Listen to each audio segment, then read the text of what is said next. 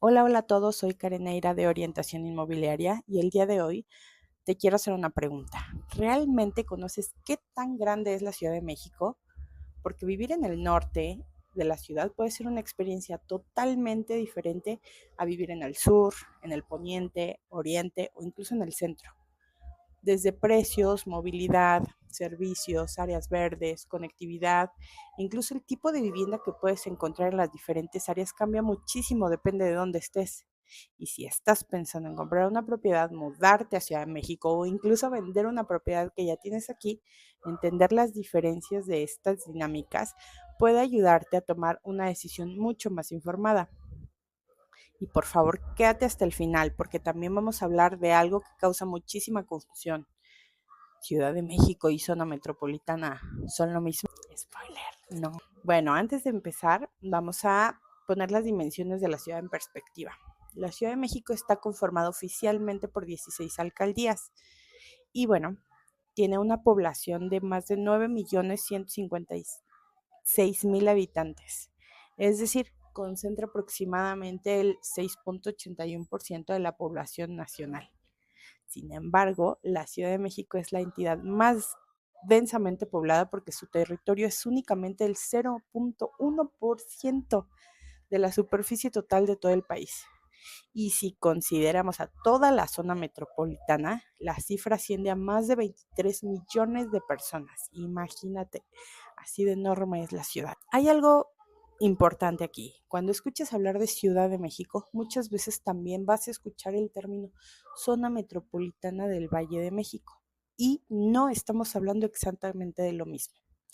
La Ciudad de México, como te decía, termina administrativamente en sus límites territoriales, pero la dinámica de una gran ciudad como esta no necesariamente termina ahí. Miles de personas viven, estudian, trabajan, compran y se desplazan diariamente entre Ciudad de México o CDMX y los municipios conurbados, es decir, los que están alrededor de puntos estratégicos de Ciudad de México. Por eso existe el concepto zona metropolitana del Valle de México. Aquí se incorpora la definición oficial vigente de las 16 alcaldías más los municipios conurbados más importantes que tienen este tipo de circulación todos los días. Esto es importante si piensas comprar una propiedad, porque decir simplemente quiero vivir en CDMX todavía deja abiertas muchas posibilidades. Así que para hacer esto más sencillo vamos a dividir a la Ciudad de México de manera práctica en 5 grandes zonas. ¿Cuál es esta división? Norte, Oriente, Poniente, Sur y Centro. Aunque no es la división político-administrativa oficial, porque son, como te dije, 16 alcaldías, es una manera práctica de entender mejor la ciudad de una perspectiva clara respecto de ubicación, estilo de vida y bienes raíces. Además, hay alcaldías que son tan grandes y diversas que no siempre encajan perfectamente en una sola categoría. Vamos a iniciar con el norte de la Ciudad de México. Y cuando hablamos del norte, encontramos una mezcla muy interesante de zonas residenciales, comerciales, industriales y barrios tradicionales. Aquí podemos utilizar como referentes los sectores de las alcaldías como Gustavo Madero y Azcapotzalco. Parte del norte de la Miguel Hidalgo, dependiendo del criterio que se pueda utilizar. Pero uno de los grandes protagonistas aquí es la GAM, la Gustavo Madero, donde además encontramos uno de los puntos religiosos y culturales más importantes del país, la Basílica de Guadalupe. Y también encontramos importantes conexiones hacia el Estado de México y corredores con movilidad que comunican esta parte de la ciudad con otras zonas. ¿Qué le puede atraer a alguien el vivir en el norte? Según la colonia, la conectividad con los municipios de la zona metropolitana, como Satélite, Cuautitlán, que son centros con muchas empresas o industrias y requieren estar en constante intercambio de personas todos los días. Zonas residenciales ya consolidadas, comercios y servicios, alternativas distintas a los corredores con de mayor precio en el poniente y en el centro, ¿no? Eh, y bueno, desde el punto de vista inmobiliario, el norte de la Ciudad de México no es solo un mercado inmobiliario, ¿no? sino que puedes moverte a diferentes colonias y encontrar condiciones muy diferentes. Antes de comprar, analiza precio, movilidad, servicio, tiempos de traslados, características específicas de cada colonia. Y ahora nos vamos a ir hacia una de las partes más reconocidas de la ciudad, el centro.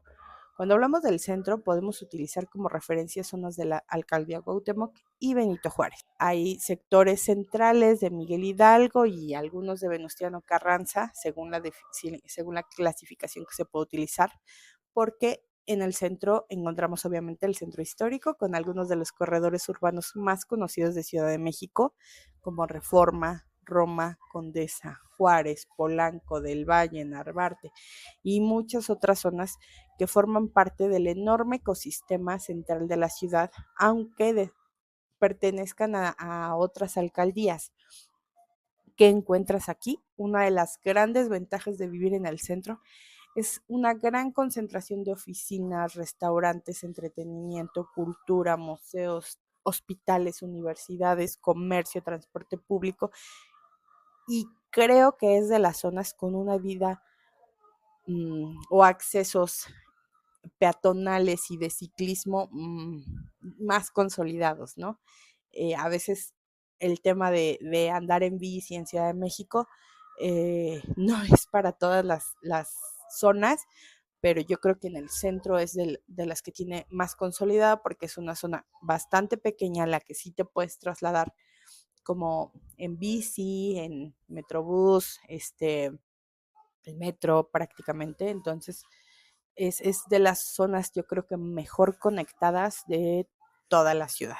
Sin embargo, bueno, también hay la cantidad de servicios y comercio que se tienen relativamente cerca puede resultar muy atractivo. Si quieres poner un negocio, yo creo que en el centro es de las zonas también que más se buscan, ¿no?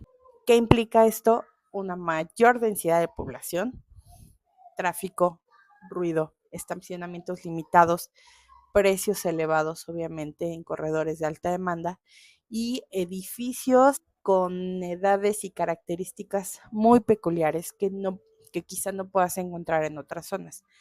Comprar aquí, te aseguro que implica analizar mucho más que el código postal. Ahora nos vamos a mover hacia el oriente y ahí podemos tomar como referente alcaldías y sectores como Iztacalco, Iztapalapa, Tláhuac, parte de la Venustiano Carranza, y es una parte muy grande de la ciudad y sería un error también pensar que todo el oriente es igual, ¿no?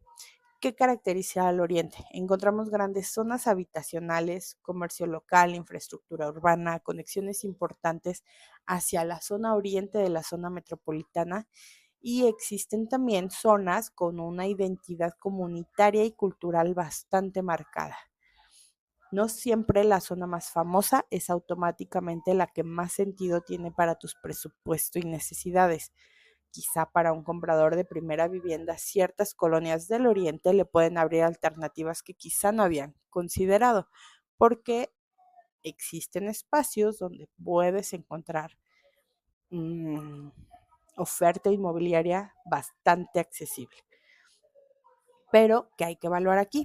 Movilidad, distancia a los centros de trabajo, transporte, servicios, infraestructura, características particulares de cada colonia y, por supuesto, el presupuesto. Y ahora sí, llegamos al poniente. Aquí encontramos uno de los corredores inmobiliarios de mayor reconocimiento en Ciudad de México. Podemos utilizar como referencia sectores como la Miguel Hidalgo, Coajimalpa y Álvaro Obregón. Nombres que seguro ya has escuchado como Polanco, Lomas de Chapultepec, Bosques de las Lomas, Santa Fe y otros corredores tanto residenciales como corporativos. ¿Qué caracteriza el poniente? Dependiendo de la zona podemos encontrar desarrollos de muy alto nivel, corporativos, centros comerciales, restaurantes, colegios, hospitales, desarrollos verticales, y creo que es una de las zonas con mayor presencia de áreas verdes en cierta zona también, ¿no? ¿Qué implica aquí? ¿Qué punto tenemos que considerar si nos interesa un poco el poniente? La movilidad, porque una propiedad puede parecer relativamente cercana en el mapa y convertirse en traslados muy diferentes dependiendo del área. En Ciudad de México yo creo que ocurre algo muy gracioso y lo he escuchado antes. Aquí no medimos las distancias por millas o kilómetros. Las distancias las medimos por el tiempo que te vas a trasladar para llegar al punto que te interesa. 15 minutos, vas a ver anuncios con a 15 minutos, a media hora, a una hora, porque es nuestro referente en Ciudad de México para temas de movilidad. Y finalmente llegamos al sur, donde vamos a encontrar, yo creo que de los contrastes más interesantes de toda la Ciudad de México, porque en esta zona se encuentran alcaldías como Coyoacán, Tlalpan, Xochimilco, Milpalta, Magdalena Contreras y los sectores sur de la Álvaro Obregón. Aquí hay zonas urbanas ya consolidadas, pero también existen los pueblos originarios, áreas verdes y territorios incluso de conservación, sí, en Ciudad de México. Y tenemos como referentes en el sur a Coyoacán, Ciudad Universitaria, El Pedregal, centros históricos y barrios tradicionales, Xochimilco y grandes extensiones de áreas verdes hacia las zonas de Milpalta. ¿Por qué alguien elegiría el sur? Porque bueno, yo creo que depende de la colonia, puede ser atractivo para aquellos que buscan un ambiente más residencial, cercanía a universidades, hospitales, espacios verdes, ciertos colegios muy particulares que se encuentran solo en el sur de la ciudad, mayor tranquilidad, digamos, una identidad histórica y cultural muy fuerte. Pero nuevamente, el sur no significa automáticamente tranquilo, barato, caro o alejado. La experiencia va a cambiar radicalmente de una colonia a otra. Y aquí viene la pregunta. Entonces, ¿cuál es la mejor zona para vivir en Ciudad de México? Y yo creo que esta respuesta no la esperabas, porque no existe una mejor zona para todo el mundo. Existe una zona que puede funcionar para ti. Una persona, por ejemplo, que trabaja diariamente en Santa Fe, va a tener prioridades muy diferentes a alguien que trabaja en Reforma, un estudiante de ciudad universitaria o alguien que realiza home office. Por eso, antes de decidir, yo evaluaría por lo menos presupuesto, lugar de trabajo, tiempos reales de traslados, transporte público, servicios, estilo de vida, tipo y antigüedad del inmueble, necesidades futuras, características específicas de la colonia y los objetivos financieros que tienes para esa compra. Porque comprar una propiedad no solo significa elegir cuatro paredes, también estás comprando ubicación y la vida cotidiana que viene con ellas. Y si estás viendo este video es porque seguramente ya tienes una propiedad en Ciudad de México y estás pensando venderla. Entender todo esto también importa. Un comprador no va a evaluar únicamente los metros cuadrados de tu propiedad. Está comprando ubicación, conectividad, servicios, características del edificio, del inmueble, oferta disponible, estilo de vida, alternativas de colonias cercanas y por supuesto el precio. Para eso, vender correctamente una propiedad, necesitamos saber contra qué se está compitiendo realmente dentro de su micromercado. Entonces, si estás pensando en comprar, vender o mudarte a la Ciudad de México y todavía no sabes cuál debería ser tu siguiente paso, quiero ayudarte. Y en la descripción de este video puedes encontrar un enlace donde agendas conmigo una asesoría inicial de 15 minutos sin costo. Me cuentas qué estás buscando, revisamos brevemente tu ubicación y te ayudo a tener claridad sobre cuáles podrían ser tus siguientes pasos. Y si quieres aprender conmigo cómo funciona realmente el mercado inmobiliario de la Ciudad de México, sus colonias, precios, oportunidades, suscríbete porque apenas estamos comenzando. Y nos vemos en el siguiente video.